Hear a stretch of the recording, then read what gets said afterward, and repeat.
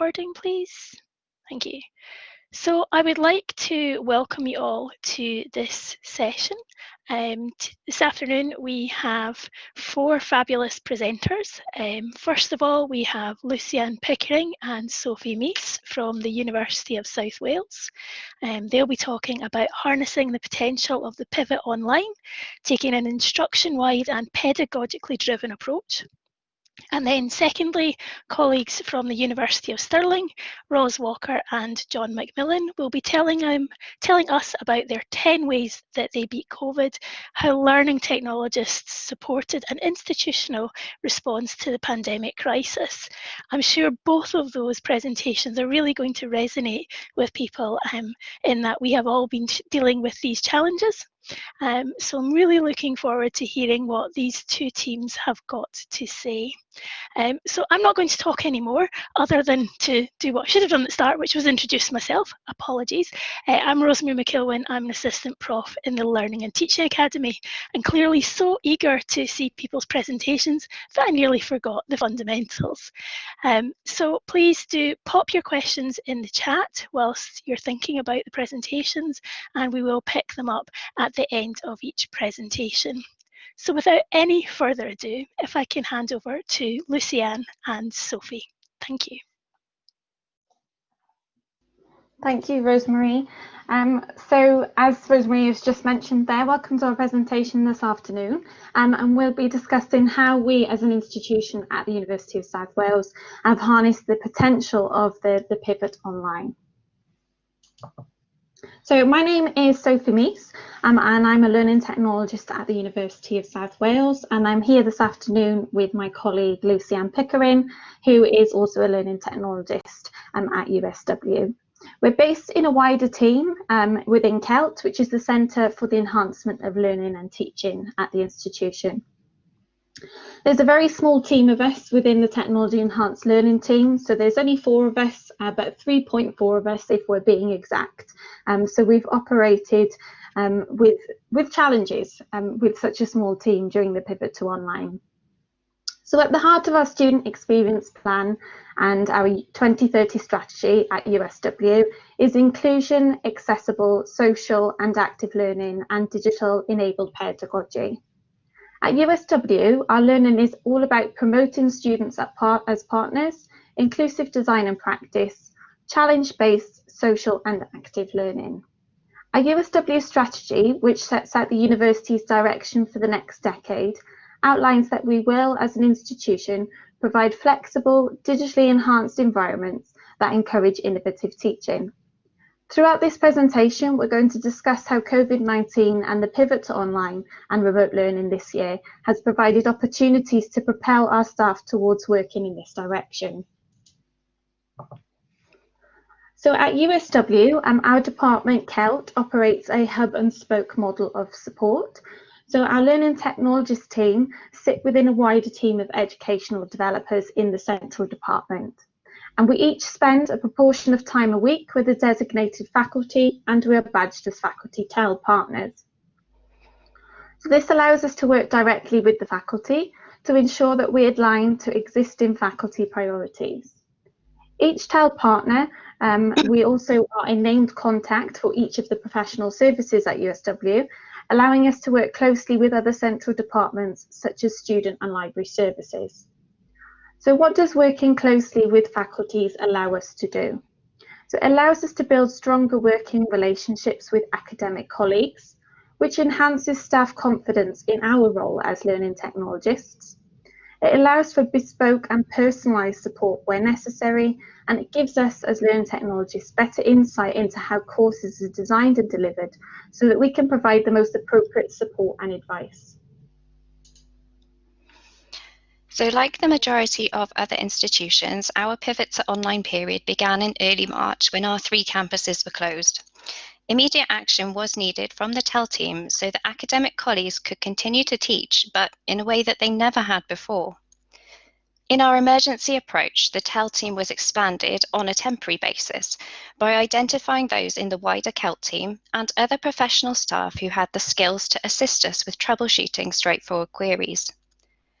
On reflection, this was only made possible by our extensive use of Microsoft Teams chats, where we could bring disparate colleagues together into the same team space. Our interactions with academic staff during this period were primarily responsive and on an individual basis via IT help desk calls, direct emails, or face-to-face in Teams meetings. The focus for us was on ensuring that staff were equipped with the essentials, knowledge of our primary tools that they would need to use to deliver their modules online. And for us, these are Blackboard, Blackboard Collaborate, and Panopto. Although we were able to increase staff competency enough to ensure the continuation of teaching, learning, and assessment during this period, working in this way was very intense and was not sustainable in the long term, and this was recognised at an institution level. So an overview of DEAL. So DEAL stands for Digitally Enabled Active Learning, and it is a framework that was compiled in light of COVID-19. As an institution, having recognised that whilst the university coped extremely well during the emergency switch to online learning at the start of the pandemic, we needed an approach that would allow staff to take a step back and think about how learning would be designed for the new academic year, given that delivery was likely to be very different to what most staff were used to. So DEAL was designed with an aim to assist staff who were responsible for the design and delivery of any on-campus learning to USW students, and spoke directly to all course teams who currently offer campus-based courses and who might, as a result of an emergency, need to move swiftly to provide fully online learning experiences. So DEAL established a set of 8 core principles to harness the potential of digital learning environments and ensure the student experience was at the heart of all teaching and learning. DEAL was launched in summer 2020 ahead of the new academic year to help prepare staff for the blended approach to learning that the university had agreed upon for the new term. So the DEAL principles that you can see on the screen now are what's included in the framework. These principles were designed and underpinned by theory and explicitly aligned to the 2030 strategy, ensuring a commitment to our USW core offer to our students. The principles were designed with the potential for longer term use. So for example, this has been really useful during current times. So some courses which started in September were planning to be back on campus for term 2 of this academic year for assessments, but unfortunately that's not been possible. So DEAL is giving staff an opportunity to reflect on what they learned through the process of going through DEAL and include some of those principles and ideas, which allowing teaching and learning to be responsive for quick changes without being emergency measures.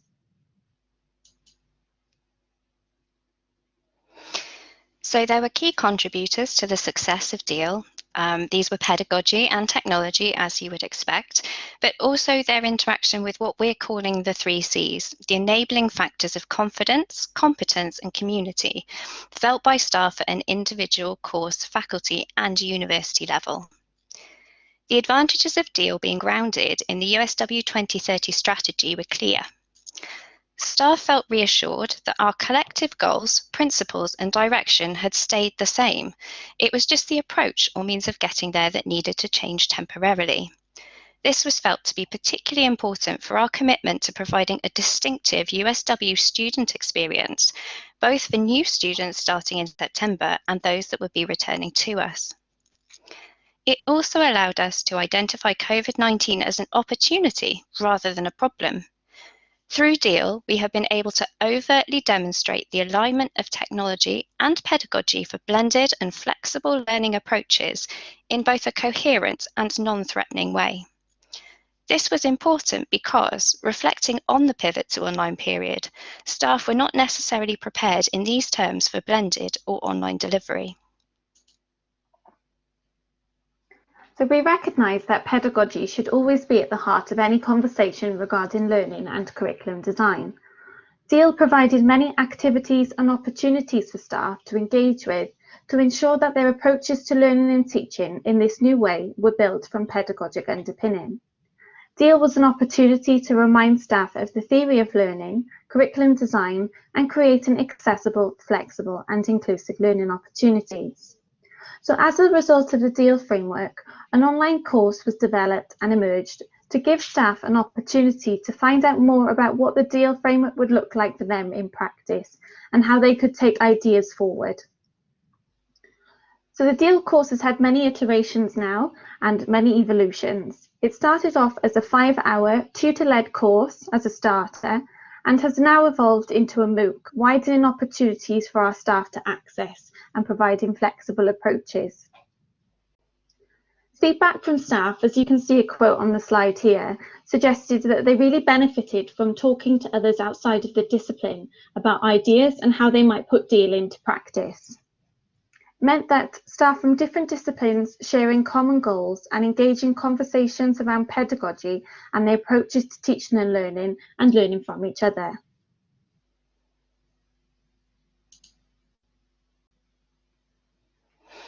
A proactive approach to TEL support was also taken to ensure staff were equipped to deliver DEAL from September. For example, webinars on key tools, Blackboard, Collaborate and Panopto, were delivered in August so that staff could prepare early, and those who couldn't due to other commitments such as research were able to self-help from the recordings at the start of the new academic year. The pivot to online period had demonstrated how important personal relationships with TEL partners could be in ensuring staff felt comfortable with the technology.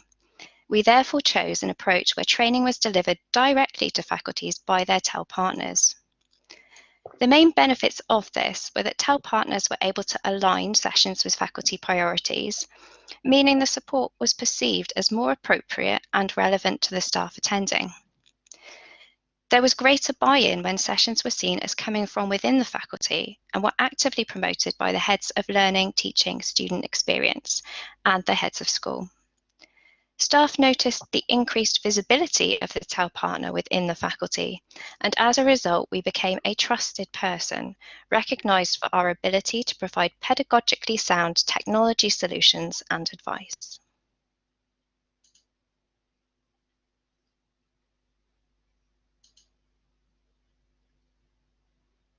So the 3 C's, confidence, competence and community, have been significant in enabling DEAL. DEAL was designed as a framework and a set of principles, and although considerations had been given to how this framework was going to work in practice, staff needed to gain confidence that this was going to work for them and in their discipline. So community building activities over the course of the summer presented opportunities for staff to gain competence in the approaches and tools, and these opportunities harnessed the potential and ability to implement DEAL with confidence. So one example of how community building activities have helped staff build their confidence and competence is the show and share activities. So over the summer, specifically in the Faculty of Life Sciences and Education, which both myself and Lucy-Anne support as TEL partners, we offered a series of show and share sessions. So these sessions would be somebody within the faculty would be picked upon for a example of good practice, and they would come along and spend around 10-15 minutes showcasing what they were doing in light of DEAL, how it worked for them, student feedback and some of their reflections. This gave staff an opportunity to ask questions and learn from each other. We kept these events as informal as possible to try and create that community and that sense of peer-to-peer support. So this enabled support through best practice modelling, enabling staff to take greater ownership of this new way of working, emphasising self-help strategies by encouraging connections within course teams, but also outside of course disciplines, with greater and clearer communication between colleagues who were looking for similar solutions, which gave staff the confidence and competence that they could go away and do this themselves. In terms of implementing the 2030 strategy, COVID-19, the pivot online and USW DEAL have brought us both acceleration and exposure. A broadening of staff horizons has occurred, and there is now greater awareness of accessibility, both physical and digital. Seeing students in their real-life environments has contextualised student learning for staff. For example, the space and equipment that students may have available to them, or student commitments such as work or childcare. It is now better understood a student's physical absence is not necessarily a reflection on their desire to learn or to participate. This is fundamental if we are truly to embrace our aspiration of students as partners. Staff are now also recognising the value and validity of technology-enhanced blended approach to course provision and are actively thinking about how this can be used in the future on their courses when in-person teaching can resume. We believe the way to maximise the impact of this will be in the continued relationships between the TEL partners and faculty staff that have been at the heart of enabling their reflections, discussions, and ultimately changes to practice.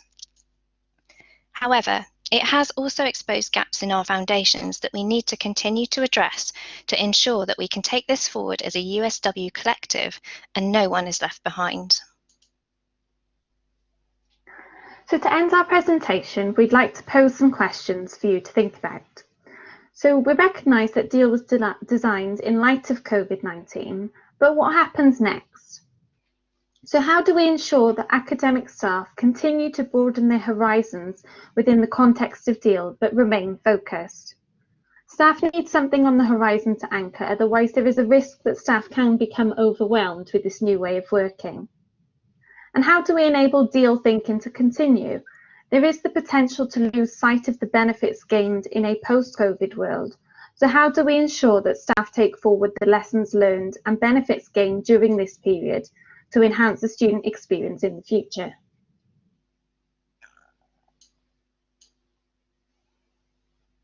So thank you very much for listening, and we're happy to take questions or any thoughts that anybody's got on some of the questions that we've posed. So firstly, if I can ask you all to join me in thanking Lucianne and Sophie for a very interesting presentation. So either in the chat or if you want to clap on your microphone, then that's very much appreciated. So thank you both. I can see lots of approval in the chat as well. So we had a question in the chat, so let's start with that. Neil Hughes, if you would like to use your microphone to ask the question, then feel free to do that. If not, I can read it out for you. Yeah, hi. It was just, there was a slide on the pedagogical principles underpinning your approach. I mean, and you went through it quite quickly. I just wondered if you could go back to that and maybe talk us through the principles, and then maybe if you've got any examples of how those principles have been applied in practice by academic colleagues. I will do my best to get the slide back up for you now. Yeah, we did move on to the slide ahead of talking about it to give people an extra bit of time, but right, let me see. Well, there are 8 principles, I think. Yeah. I think I managed to get down the first 3, but not. That's okay. Let's get back through. Yeah, that one. That's the previous one, yeah. Thank you. Yeah, we're happy to leave those up on the screen there. So Sophie talked in kind of the last slide about confidence, competence and community, about the building of sort of social learning communities among staff and their ability then to take that kind of ethos. They sort of learn how to do it and take that into their interactions then with students as well. So one of the ways that we encourage staff to do that was by producing an induction toolkit, and staff could effectively kind of take the model that we generated for them, and they could use the induction toolkit. Essentially, it was a module set up on Blackboard, which is our VLE, and they could go in there and they could sort of copy and paste out the bits that they needed in terms of I suppose the structuring and the actual descriptions of the tools and what they do. So that took the pressure off them. And then they were able to kind of start using the tools that we have available. I don't know, Sophie, if you want to talk about some of the specific tools. Yeah, sure. So, one of the other things just to mention there as well is the show and share sessions that we mentioned a little earlier on. Those were themed over a period of weeks. So these would have been themed in light of these DEAL principles, so that staff could really get an idea about how they could put these into practice. And as Lucianne was just saying there, around building social learning community. So we had staff with some good practice examples of things like how they were using Blackboard blogs, how they were using discussion boards and journals with their students to create that sense of community amongst the students. I think one of the things, as Lucianne was mentioning there around induction, there was definitely a key question coming back for staff thinking about induction and how they're going to create those communities amongst their learners that have never even met one another before, which is why the importance of that induction toolkit, I think, was so valuable for staff, because it enabled them to take those ideas forward and really give their students an opportunity to engage with something, and not just engage with the learning, but actually engage with a community on their course that they were studying. We could probably actually go on for a century about this, so we'll stop there. Yeah, I don't know if that sort of helps answer your question there. No, that's great. Thank you. Thanks. Thank you for the question. Great question. Thank you both, and thanks to John for the question.